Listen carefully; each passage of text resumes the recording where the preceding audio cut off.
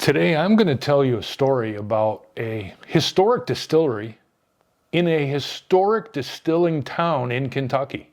It is a great story, and they are now producing great whiskey again. The most important thing? This distillery is not in Louisville, Lexington, or even Bardstown. This distillery is in the city of Owensboro, Kentucky. And not only are we going to talk about Owensboro, but we're going to talk about Green River Distillery in Owensboro and the terrific whiskeys they are making today. And did you know even a Grammy Award Winning Artist had their ashes spread along the banks of the Green River? You can't talk about Green River Distillery without talking about the history of Owensboro and the surrounding area. Owensboro quickly became kind of a center of whiskey production, even though Owensboro is not necessarily thought of today as a strong bourbon area. Back in those days, though, not only was it famous for whiskey, it was famous for wagon building, and it was famous for cooperages, who could make anything from a barrel to a fermenting tub to a large hogshead vessel that would haul dried tobacco leaves. The first distillery built in Owensboro was built around 1805. And gradually, that area became known for very good whiskey. Because of Kentucky's unique position during the Civil War, it is said that soldiers from both sides, both the Union and Confederate armies, both bought whiskey in and around Owensboro, which helped to spread the idea of very good whiskey coming from that area. By 1879, Owensboro could boast 11 distilleries. And within about 4 more years, it was up to 18 distilleries. And because of that growth in distilling good whiskey, the area became a hub for barrel makers, cooperages. And in fact, there was such a demand between the wagon building industry and the cooperage industry, there became a great demand for virgin white oak. The area farmers called them whiskey trees, and they would cut them down and float them down the rivers to the mills and coopers to supplement their income. One of the great distilleries that was formed in the 1800s was Green River. And Green River was founded by a very interesting man by the name of J.W. McCullough, who was a very, very good businessman. He produced 3 types of whiskey, 3 brands. It was the Green River brand, the Mountain Dew brand, and Moonshine. Green River became such a popular brand that the marketing tagline became the whiskey without a headache. And it was advertised that way, and it was a very popular whiskey. Now later on, because of government intervention, they changed it to the whiskey without regrets, but the same theory behind it. Now stay tuned, because I'm going to tell you a little bit more about this really interesting whiskey area and how you can visit it today. And did you know that Owensboro, Kentucky is also known as the barbecue capital of Kentucky? But back to Green River Distillery. Now Green River Distillery was famous, and it produced great whiskey in the 1800s. And J.W. McCullough was such a good businessman that he sold the distillery right before the advent of Prohibition for about $4 million in and around about 1916. That distillery continued for a while, but it was later rejuvenated in a modern version, and it was originally opened as O.Z. Tyler. When it was O.Z. Tyler, I never made the trip to Owensboro, never had the time. It's a little bit out of the way, being about 90 miles west of Louisville. When they converted to the Green River name, I was curious and I wanted to go see what they were doing there. I had a wonderful time. It is an example of a very historic distilling area and a very historic distilling property with the only rick house that I've ever seen made out of clay tile.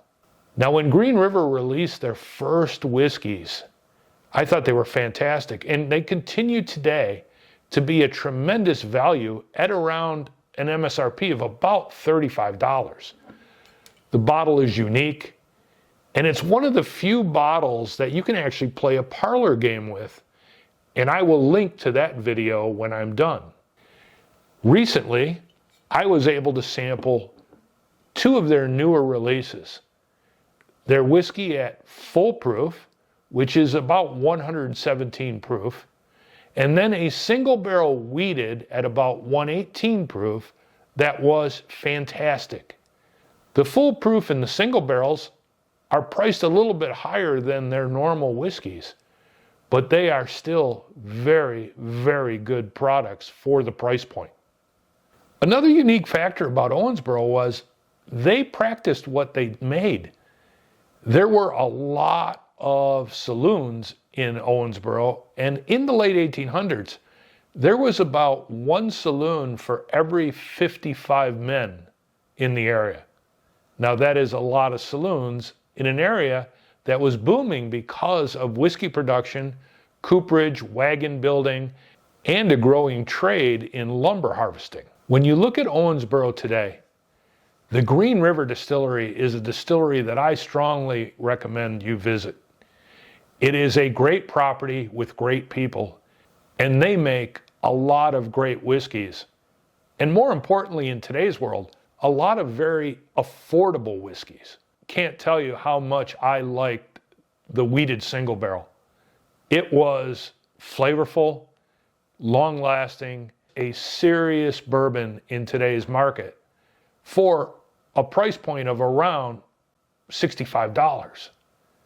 Now, I will tell you that I really, really like their products, and I really like the visit there. It's a historic property, and it's worth going to see. And while you're in Owensboro, why don't you stop and have some barbecue, because I did, and they are known for great barbecue.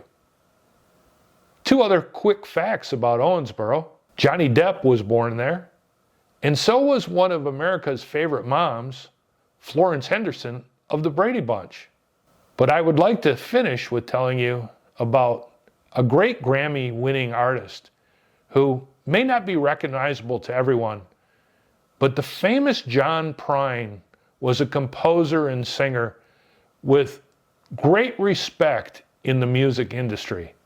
He actually wrote about having his ashes spread along the Green River, and when he passed away in 2020, his ashes were dispersed along the Green River. That is a pretty interesting story for a man who led a poetic and artistic life for a very long time. Visit Green River, sample their products. I don't think you'll be sorry. And when you get the bottle home, you'll be able to play a parlor game. And better yet, get two, because you'll understand that makes a lot of sense.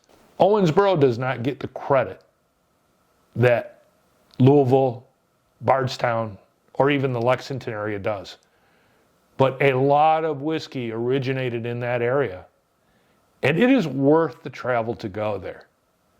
You will not be disappointed, and I think you will add some new favorite affordable whiskeys to your collection. By the way, Green River has been purchased by the Bardstown Bourbon Company, and it is a great synergy between those two companies. As a matter of fact, there is now a tasting room in Louisville that you can taste both Bardstown products and Green River products during your visit there. But Green River is a throwback distillery to a whiskey era of the 1800s that now is making modern product, but with an eye towards history. As a matter of fact, it is still known as the whiskey without regrets. Thank you for watching. And if you sampled any Green River products, let me know in the comments below which one was your favorite. Thank you for watching. I appreciate it.